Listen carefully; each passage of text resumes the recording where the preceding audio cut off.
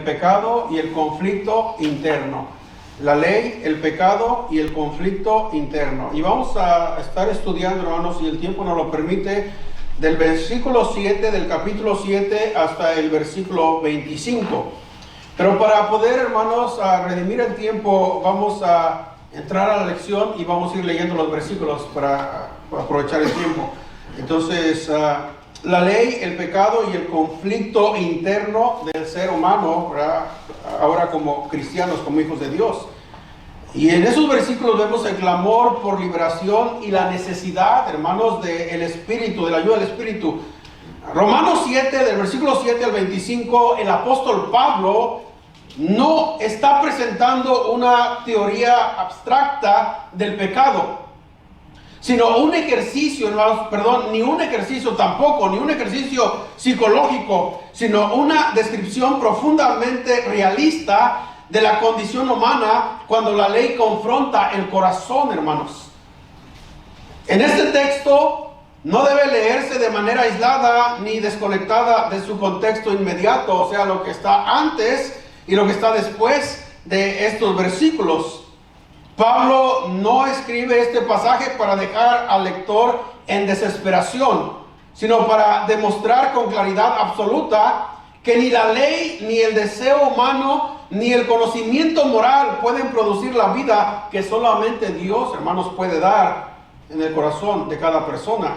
El propósito de estos versículos es conducir al lector a una conclusión inevitable. La liberación real no proviene del esfuerzo humano, sino de una intervención divina de parte de Dios por medio de nuestro Señor Jesucristo y a través de la obra, escuchen, hermanos, del Espíritu Santo en el corazón. Entonces, en primer lugar, quiero que veamos: la ley es buena, pero incapaz de dar vida. La ley es buena, número uno, pero incapaz de dar vida. Estamos en Romanos 7, versículo 7, dice la palabra de Dios: ¿qué diremos pues? ¿La ley es pecado? Hace una pregunta el apóstol Pablo. Pregunta anticipada y también con una respuesta, hermanos, rechazada. Pablo vuelve a utilizar su estilo, ¿verdad? Que él haciendo preguntas, anticipándose, ¿verdad? A que por si acaso en la mente de los hermanos hace una pregunta, Pablo se anticipa, hermanos, y da la respuesta. Después de haber afirmado que el creyente ha muerto a la ley, podría parecer que la ley es el problema. Quizás en alguna mente de alguno de los oyentes podría pensar, bueno, entonces la ley es el problema. Y Pablo rechaza esta conclusión de manera contundente. Versículo 7, una vez más: ¿qué diremos pues? ¿La ley es pecado? ¿Cuál es la afirmación de Pablo a esa pregunta? En ninguna manera.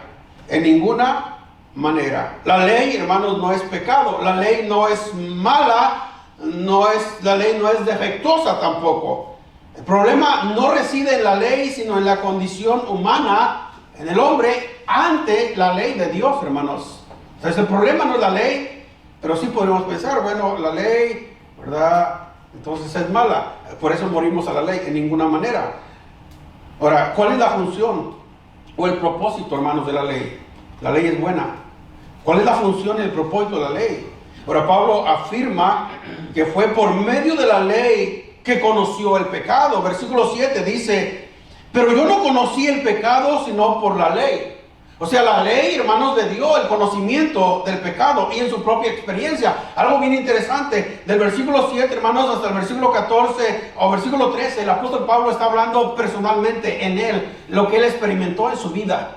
Y dice Pablo: pero yo no conocí el pecado sino por la ley, porque tampoco conociera la codicia si la ley no dijera: no codiciarás.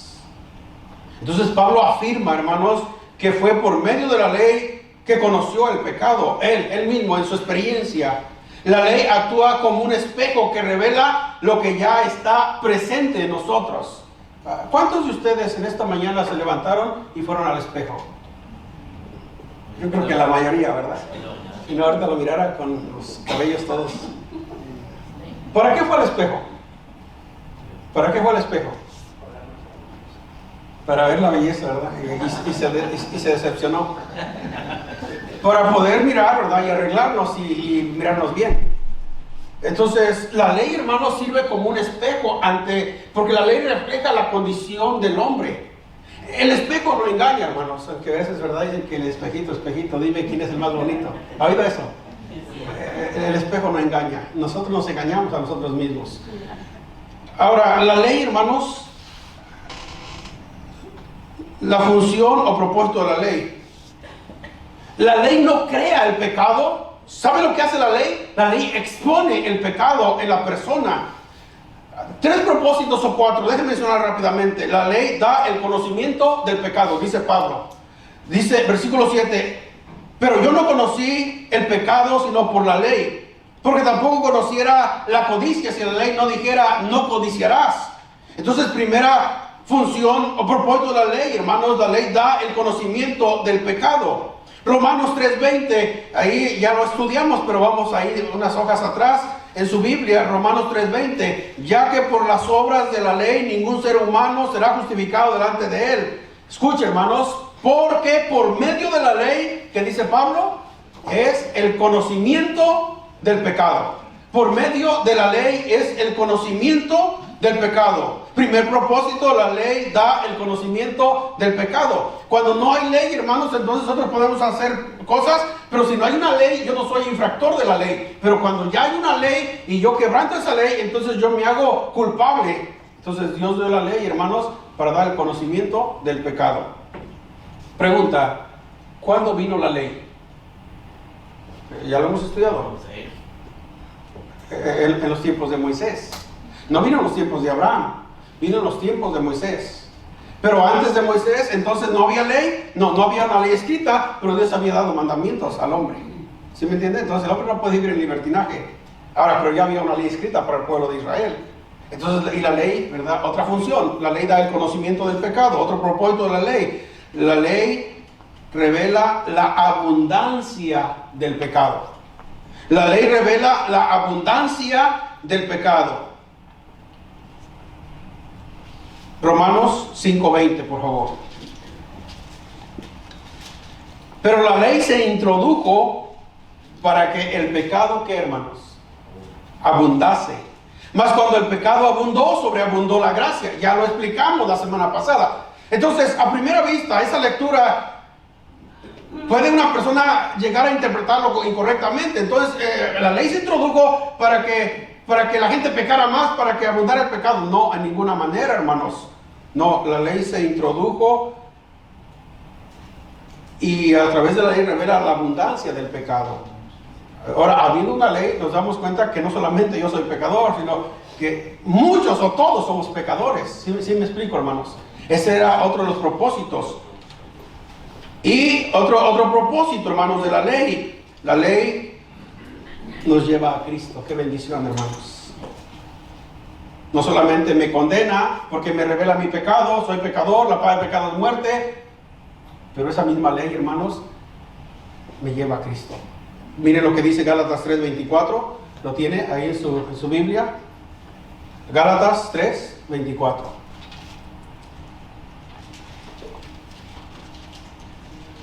Dice la palabra de Dios de esta manera. ¿Alguien lo tiene? Léalo fuerte. De manera que la ley ha sido nuestro ayo para llevarnos a Cristo, a fin de que fuésemos justificados por la fe. Ahí está. De manera que la ley ha sido nuestro ayo, nuestro guía para llevarnos a Cristo. Propósito de la ley. Versículo 12, volviendo a Romanos capítulo 7, versículo 12, podemos concluir. Pablo concluye, versículo 12, de manera, lea conmigo, hermanos, de manera que la ley a la verdad es santa y el mandamiento santo, justo y bueno. Hermano, la ley no es pecado de ninguna manera. Otra vez, versículo 12, de manera que la ley a la verdad es santa, el mandamiento santo, justo y bueno. Este versículo establece un principio fundamental. El conocimiento moral no equivale a poder moral, hermanos. Saber lo que está mal no otorga la capacidad para hacer lo correcto. Porque muchas veces, hermano, la gente sabe lo que es malo y la pregunta es, ¿el saber, el conocimiento moral O sea, lo que es bueno no equivale a, hermanos, a tener el poder para hacer lo correcto. Se requiere algo más, se requiere una entrega a Cristo y también dependencia en Cristo en la vida cristiana. Y Pablo mismo lo experimenta, eso lo vamos a ver más adelante. En segundo lugar, veamos, el pecado opera como un poder interno. El pecado opera como un poder interno. Versículo 8. Mas el pecado, tomando ocasión por el mandamiento, produjo en mí toda codicia. Porque sin la ley el pecado está muerto. En segundo lugar, el pecado opera como un poder interno. El pecado como poder activo. Pablo personifica el pecado como una fuerza activa que toma ocasión, hermanos. El pecado no es simplemente un acto aislado. Es un poder que opera dentro del ser humano caído. Y dice Pablo, mas el pecado, tomando ocasión por el mandamiento, produjo en mí toda codicia. En otras palabras, cuando Pablo no conocía que la codicia no es pecado o no codiciarás, entonces no había ningún problema para él. Pero cuando tuvo el conocimiento de la ley, de ese mandamiento, se dio cuenta de que él, hermanos, había codicia en su corazón. Y el pecado tomó ocasión. ¿Se da cuenta del poder, hermanos, del pecado? Sí, hermano.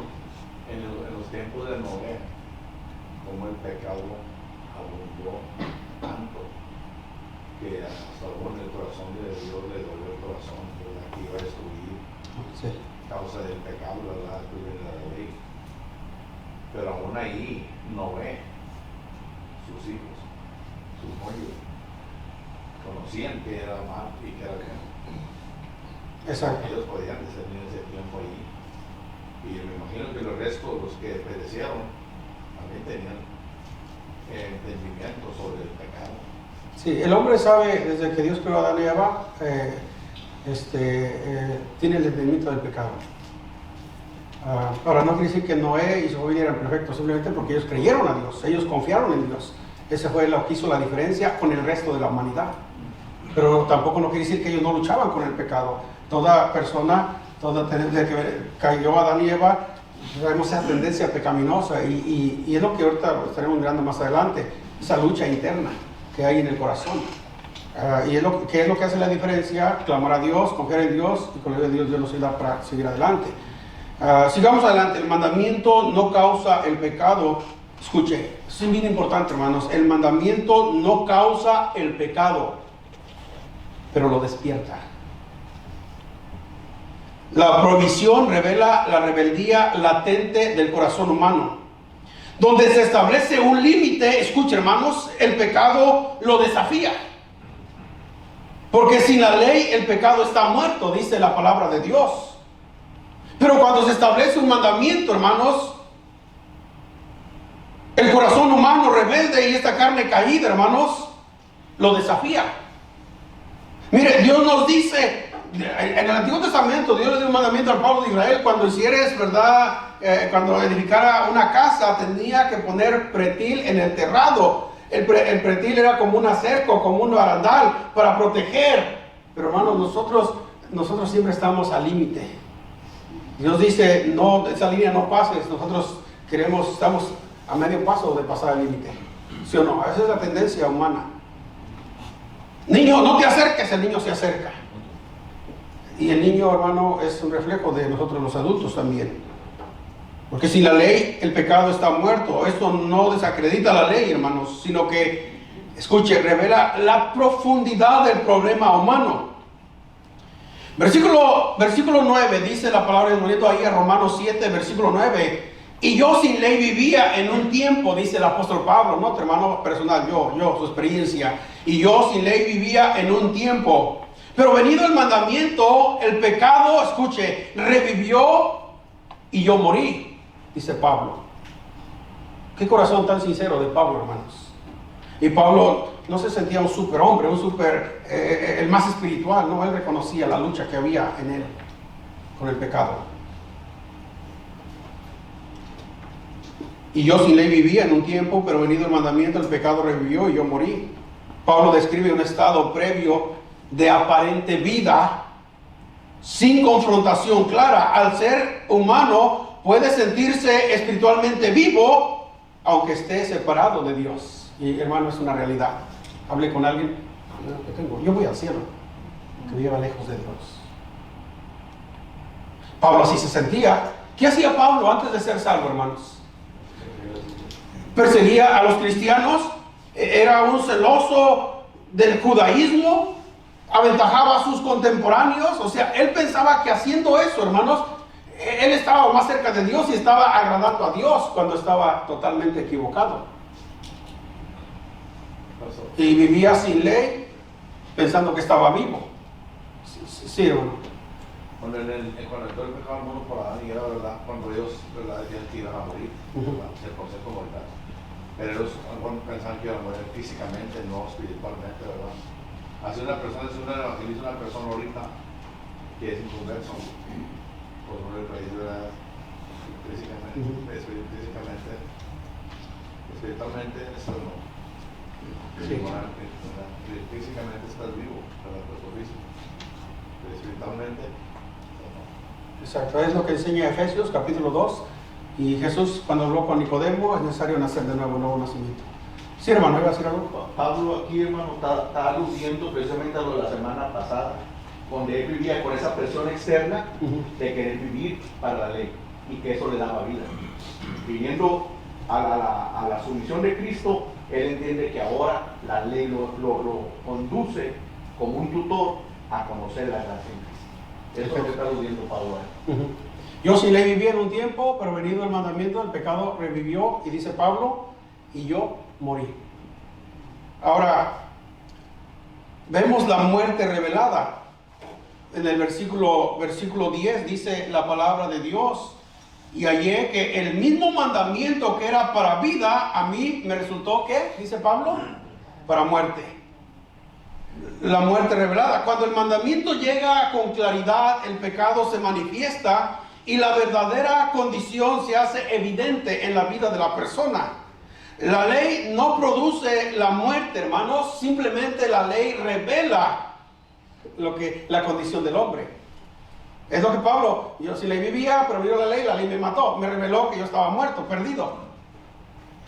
Entonces, y hallé que el mismo mandamiento que era para vida, dice el versículo 10, Pablo dice, a mí me resultó para muerte. Vemos el engaño del pecado, hermanos. Versículo 11, mire lo que dice, porque el pecado, tomando ocasión por el mandamiento, me engañó y por él me mató. El engaño del pecado. El pecado engaña prometiendo vida, autonomía, o sea, yo puedo vivir por mí mismo, o satisfacción. Pero su resultado final, hermanos, siempre el pecado, hermanos, es la muerte. Pablo no culpa a la ley, sino al pecado que distorsiona la relación del ser humano con la ley. O sea, la ley es buena, santa, justa. La ley revela el pecado, la ley revela la abundancia del pecado, la ley nos lleva a Cristo. ¿Y qué fue lo que llevó a Cristo, a Pablo? La ley también, hermanos. Al reconocer nuestra condición pecaminosa, y si verdad, corazón sincero, arrepentido, clama por ayuda y lo lleva a clamar por salvación. Entonces, Romanos 7, versículo 12, dice la palabra de Dios, una vez más, de manera que la ley a la verdad es santa y el mandamiento santo, justo y bueno. Pablo hace una declaración clara y necesaria, hermanos. La ley refleja el carácter de Dios. La ley refleja el carácter de Dios. La ley dice que es santa en su origen, justa en su contenido y buena en su propósito. Esa es la ley, se lo repito, es santa en su origen, justa en su contenido y buena en su propósito, hablando de la ley. El mandamiento, dice Pablo en el versículo 12, es santo porque viene de Dios. Es justo porque declara lo que Dios demanda. Es justo y Dios es justo. Y es bueno porque tiene el propósito, siempre, hermanos, de beneficiar al hombre. El mandamiento. Dice Cristo, dijo durante su ministerio terrenal, mis mandamientos no son ¿qué? ¿Recuerda? No son gravosos. ¿Qué? O sea, en otras palabras, mis mandamientos no son una carga. Decía David, el obedecerlos trae grande galardón. El obedecerlos trae gozo. Es una bendición. En tercer lugar, hermanos, número 3, el conocimiento moral no produce victoria espiritual. El conocimiento moral, ¿cuántos tienen conocimiento de lo que es correcto, hermanos? Y viven unas vidas totalmente derrotadas. El conocimiento moral no produce victoria espiritual. Romanos 7:13 dice la palabra de Dios. Luego dice el apóstol Pablo, lo que es bueno vino a ser muerte para mí, dice Pablo. En ninguna manera. Sino que el pecado, para mostrarse pecado, produjo en mí la muerte por medio de lo que es bueno, a fin de que por el mandamiento el pecado llegase a ser sobremanera pecaminoso. Pablo dice, lo que es bueno vino a ser muerte para mí, en ninguna manera, dice Pablo. O sea, al conocer la ley, el mandamiento, vino a ser muerte para mí, y dice Pablo, en ninguna manera. Simplemente la ley le quita la máscara al pecado, ¿no? O el pecado es desenmascarado. Pablo insiste, el problema no es la ley, sino el pecado. La ley sirve para mostrar cuán destructivo es el pecado cuando se enfrenta a la santidad de Dios. Y Pablo presenta su propia experiencia para demostrar la función de la ley, hermanos. La ley revela hasta dónde llega la naturaleza pecaminosa del hombre. Mientras no exista la ley, no había una norma para medir la actitud rebelde del corazón humano. Al darse la ley, esta ley demuestra o demostró la desobediencia del hombre, que siempre quiere hacer precisamente, hermanos, lo que se le prohíbe. Déjame hacer una pregunta. Como cristianos, si somos sinceros con Dios, ¿no hay esa lucha muchas veces en su vida de hacer lo que no es correcto y aún sabiendo lo que es correcto? Pablo dijo, abrió su corazón, Pablo. Y siendo un hombre espiritual, un hombre hermano de oración, un hombre consagrado a Dios, un hombre que fue en una ocasión hasta a la presencia de Dios. Y miren, Pablo. Dios dio los mandamientos para mostrar el camino correcto en que una persona santa debe andar. Y los mandamientos sirvieron para revelar la forma de vida señalada por Dios. Así que la ley, una vez más, es santa, la ley es justa y la ley es buena. Sin embargo, hermanos, escuche. Lo que Dios dio para enseñar el buen camino resultó ser un problema serio para el hombre. Es lo que Pablo está diciendo. Le condenó a morir porque demostró que todos somos pecadores. Luego, lo que es bueno vino a ser muerte para mí en ninguna manera, sino que el pecado, para mostrarse pecado, dice Pablo, produjo en mí la muerte por medio de lo que es bueno, a fin de que por el mandamiento el pecado, esa última expresión, vaya conmigo a ese versículo. ¿Lo tiene? Versículo 13. Luego, lo que es bueno vino a ser muerte para mí en ninguna manera, sino que el pecado, para mostrarse pecado, produjo en mí la muerte por medio de lo que es bueno, a fin de que por el mandamiento el pecado llegase a ser, esa última expresión, hermanos, llegase a ser sobremanera pecaminosa. Hermano, déjame una pregunta. ¿Cómo usted podría describir el pecado? ¿Malo? Abominación. Ahí Pablo nos da una descripción del pecado, hermanos, en la última parte de ese versículo. El pecado llegase a ser sobremanera, y no hay una definición más precisa, sobremanera pecaminoso.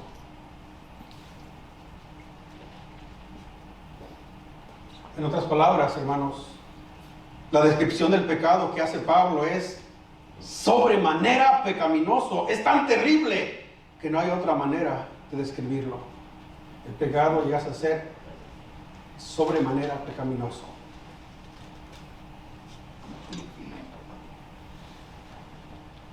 Qué terrible, hermanos, es el pecado.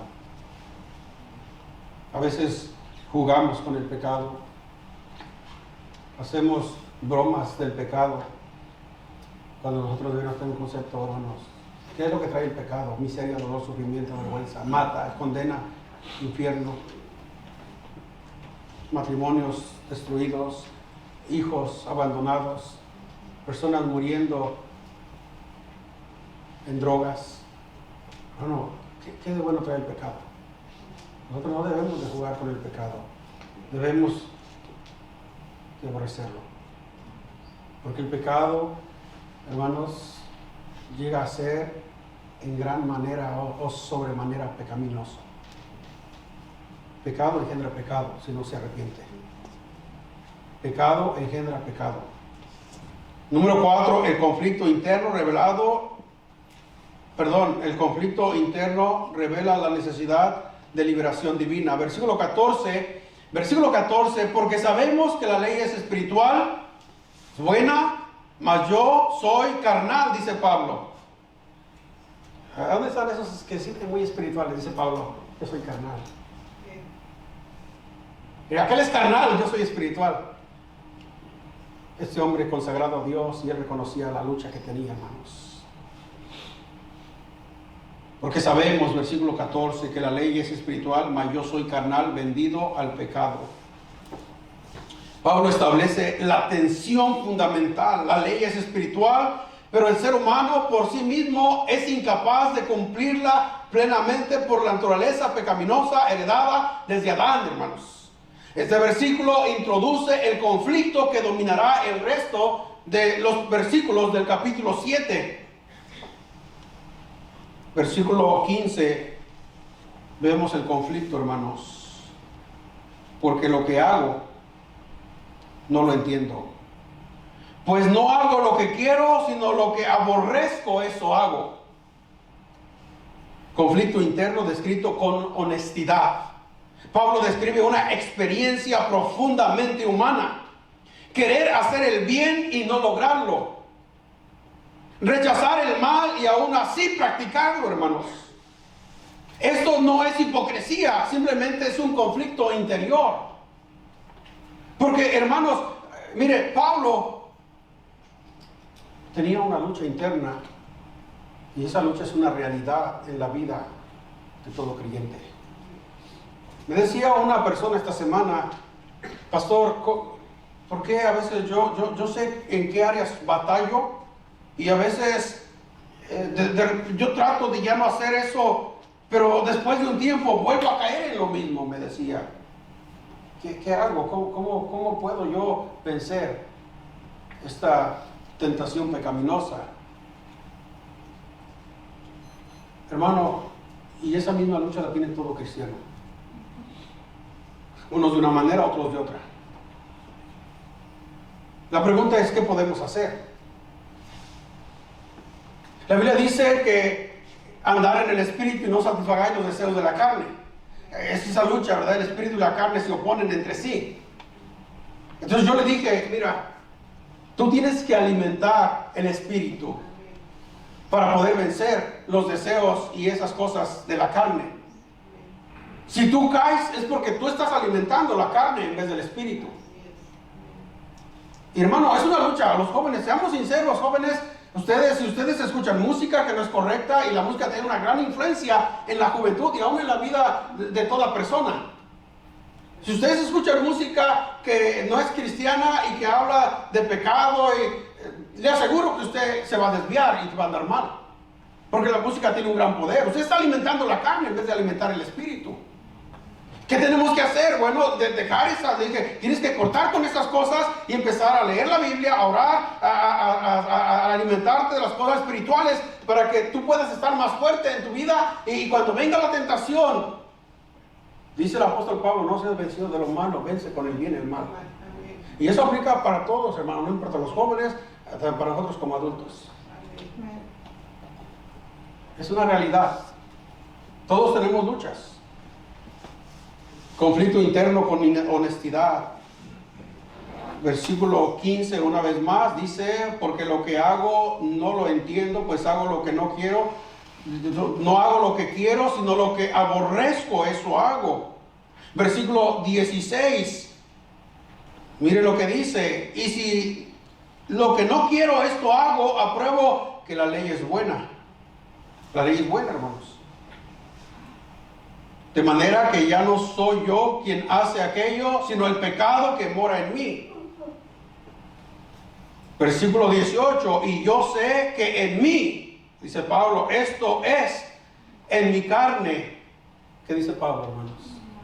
No mora el bien, porque el querer el bien está en mí, pero no el hacerlo. Versículo 19, porque no hago el bien que quiero, sino el mal que no quiero, eso hago. Y si hago lo que no quiero, versículo 20, ya no lo hago yo, sino el pecado que mora en mí. Así que, versículo 21, queriendo yo hacer el bien, hallo esta ley, que el mal está en mí. Versículo 16 al 20, hermanos, vemos el conocimiento de Pablo. El problema no es falta de deseo ni de conocimiento, es falta de poder. El ser humano sabe lo que debe hacer, pero no tiene la capacidad suficiente para hacerlo consistentemente. Y dice Pablo, es que es el pecado, versículo 20, que mora en mí. Pablo no evade su responsabilidad. Bueno, es que es el pecado que mora en mí. Ahora, hermano, no me malentienda tampoco, no entendamos mal estos pasajes. No quiere decir que Pablo vivió una vida pecaminosa en el pecado. No, de ninguna manera. Él trataba de hacer lo correcto, pero muchas veces, hermano, no era su intención decir una palabra que no era su intención, ofendió a alguien. ¿Sí me explico? De repente quizás pasó un mal pensamiento, pensó mal de alguien que no era correcto. Y Pablo, no está hablando que Pablo vivía en el pecado de ninguna manera, hermanos. Y no quiere decir que nosotros como cristianos, ¿verdad?, tenemos cosas pecaminosas, no, pero simplemente a veces pensamos lo que no es. Entonces, mira, hermano, pienso que está enojado y no está enojado, ¿verdad?, porque ya pensamos mal. No, el mal que hay en nosotros, por esta naturaleza que traemos, hermanos. Versículo 21 al 23 dice, así que queriendo yo hacer bien, hallo esta ley, que el mal está en mí. Versículo 22, porque según el hombre interior me deleito en la ley de Dios. Ahora, como cristiano, como salvo, como un hombre nacido de nuevo, pero veo otra ley en mis miembros que se rebelan contra la ley de mi mente y que me lleva cautivo a la ley del pecado que está en mis miembros. Así que queriendo yo hacer el bien, hallo esta ley, que el mal está en mí. Alguien dijo, hermanos, qué bueno hubiera sido para nosotros que el día que el Señor nos salvó, nos dio una mente totalmente, ya nos quitó el pecado de nosotros, que ya no batallemos con el pecado. Pero ¿sabe qué? Eso no es así.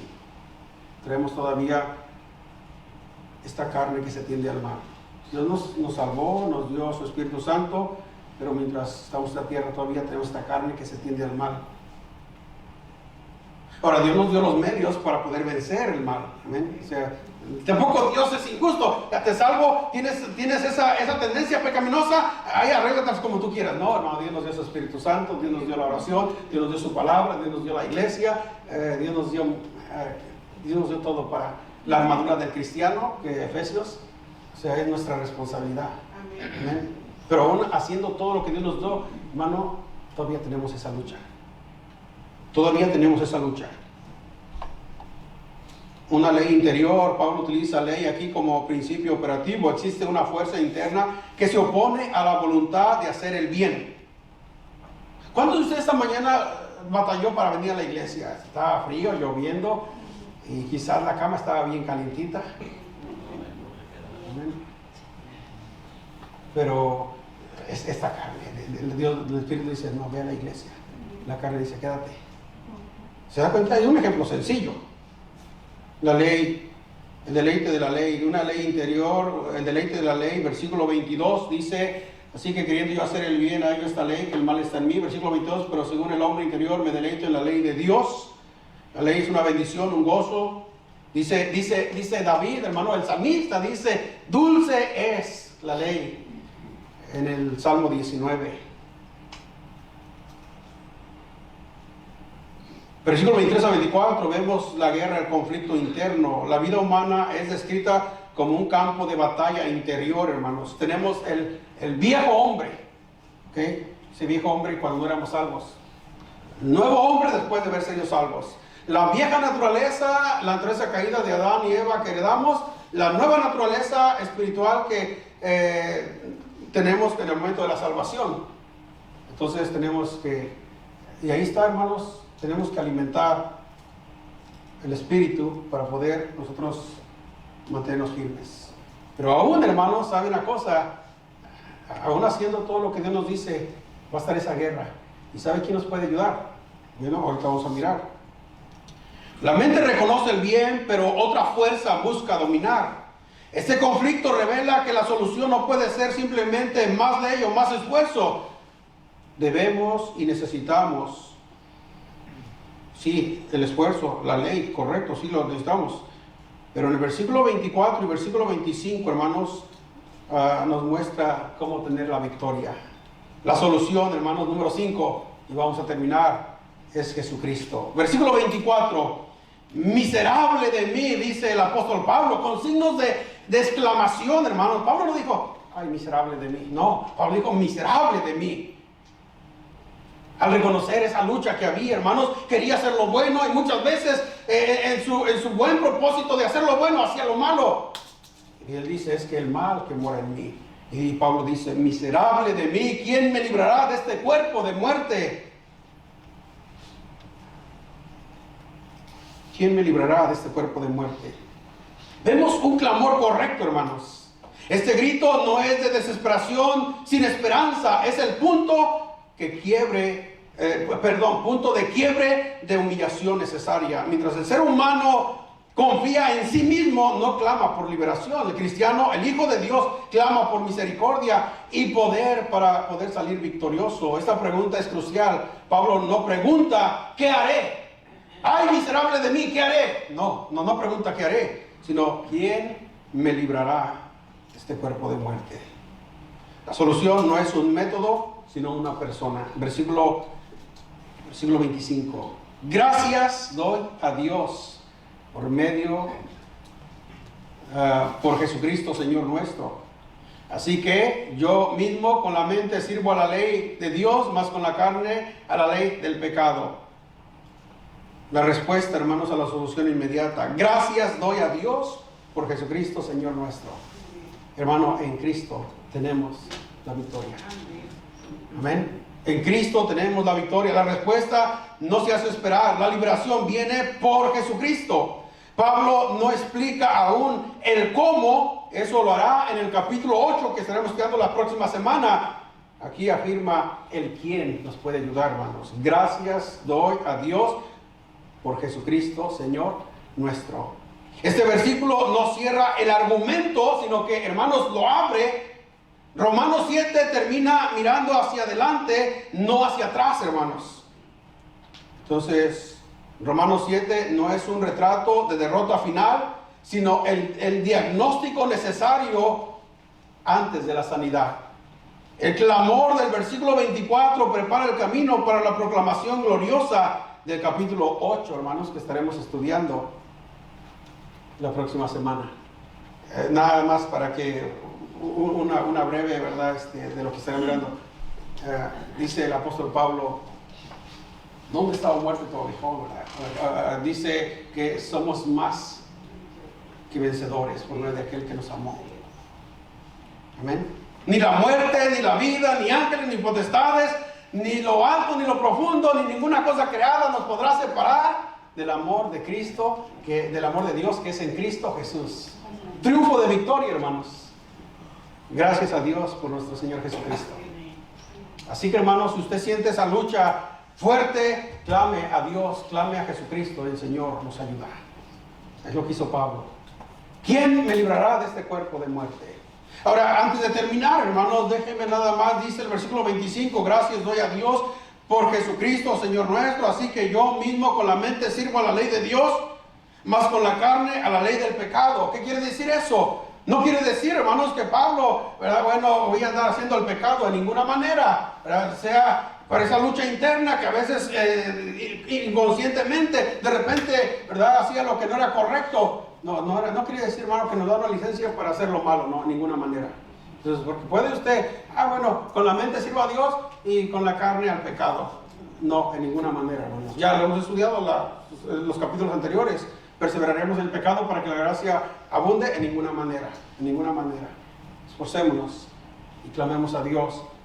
Y hermano, es una realidad, hay una lucha espiritual en la vida de cada cristiano. No importa quién sea usted, no importa cuánta Biblia conoce, no importa cuántos años tiene de ser cristiano. Esa lucha va a estar hasta que el Señor venga.